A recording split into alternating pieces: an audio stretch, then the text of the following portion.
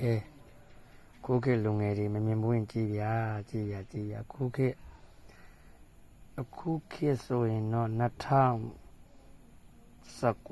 2008 2009 2004 2003မှာမွေးတဲ့ကလေးတွေအားလုံးဒီပတ်စံကိုမမြင်ဘူးကြပါဘူးခင်ဗျာ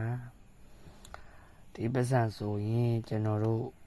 တောင်မှမမှတ်မိခဲ့ပါဘူးကျွန်တော်မှတ်မိတဲ့လောက်ပတ်စံကတော့30တန်းအငားမှုရန်သုံးခဲ့ဦးတယ်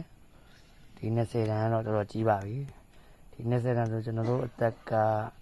73 14ရွယ်ပေါ့ဒီ25ချက်တန်းဆိုကျွန်တော်မမိပါဘူးတိတ်တော့မမှတ်မိခဲ့ဘူးဒီ35ချက်တန်းလည်းကျွန်တော်မမှတ်မိဘူး30တန်းသုံးခဲ့ဦးတယ်ကျွန်တော်တို့ကျောင်းနေတဲ့အရွယ်တုန်းကသူငယ်တန်းကျောင်းသားဘဝတုန်းကဒီလို30တန်းရှိရင်တနေ့ကုန်စားလို့ရပါတယ်ခင်ဗျာဒီလို30တန်းတစ်ရက်ကိုတနေ့ကုန်မုံစားလို့ရတယ်နေ့လယ်ကျောင်းရောမနေ့ကျောင်းရောအခုတော့1000တန်းတစ်ရက်တောင်မှနော်ကလေးတွေမနေ့စာတောင်မှတိတ်မဟုတ်ချင်တော့ကဲအဲ့တော့အဓိကရည်ရွယ်ချက်ကပြောချင်တာကတော့တို့ရှေးတုန်းကပတ်စံလေးအမတ်တရသိမ့်ကျင်တဲ့လူလေးတွေအတွက်ကိုနောက်ထပ်လည်းအများကြီးကျွန်တော်အဆက်အသွယ်တွေထဲမှာရှိပါတယ်ဝယ်ချင်တဲ့လူရှိရင်ကျွန်တော်ဖုန်းနံပါတ်လေးကိုထိပေးပါကျွန်တော် TikTok ကနေပြီးတော့ကျွန်တော်တငယ်ချင်း TikTok ညီကိုမောင်နှမများကိုမမြင်ဘူးတဲ့ပတ်စံလေးတွေကိုမြင်ရအောင်ကျွန်တော် TikTok ကိုတင်ရခြင်းဖြစ်ပါတယ်ခင်ဗျာ